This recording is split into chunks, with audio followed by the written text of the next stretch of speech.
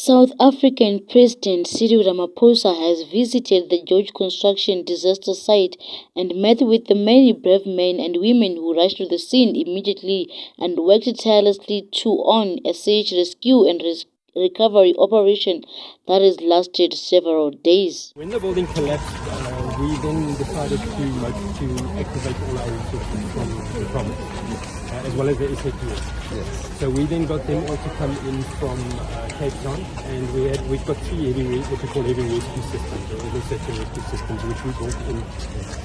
And then we found coming here, we could actually hear quite a lot of people chat. We could actually hear them speaking. So we marked those areas, and then we started working with our concrete breakers, search equipment, the police's dogs, and we were able to pin some people.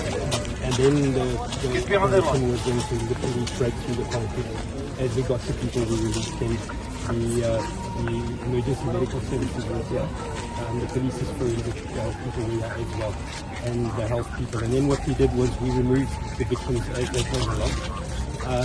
By 18 hours into the operation, which was on the Tuesday afternoon, we'd actually recovered 4 people who were trapped just right across from here behind this TLT. They were actually in the basement. All 4 of them were still alive.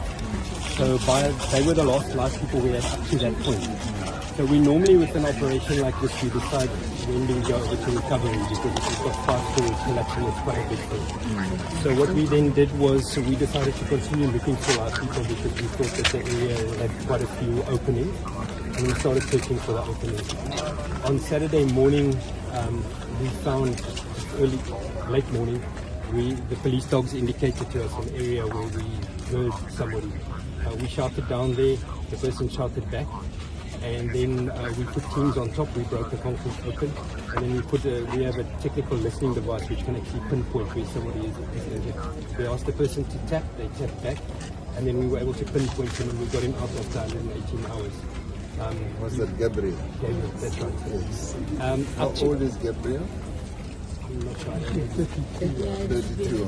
Yeah, okay. So he was actually in quite good shape. We were concerned initially because of the period of entrapment. That's right, yes. So up to now we've rescued live 29 people. Unfortunately, we've lost people, but the people that we have recovered have had severe injuries. So it wasn't a case of them, actually lying there and us not being able to get to them.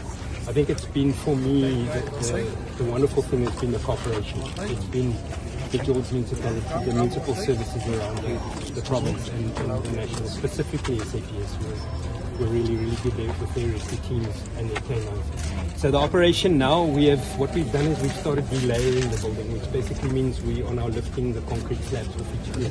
So it's a very careful job, because we're working with huge machinery very close to potentially where people could. And so that's something that we're really working on very hard. So what we're trying to do now is open up an area. We then drill holes in there, and then we put the dogs on. If they indicate that they found somebody, we will then treat that area quite carefully. Put cameras in, try and pinpoint where the victim is, remove the victim. We then give the forensic pathology services a chance to process that, and then we continue. We believe that we will have the last slab lifted by about tomorrow evening, and then we will then be having the scene over for the final investigation. Thank you so much. I'm not sure if you want to see anything further.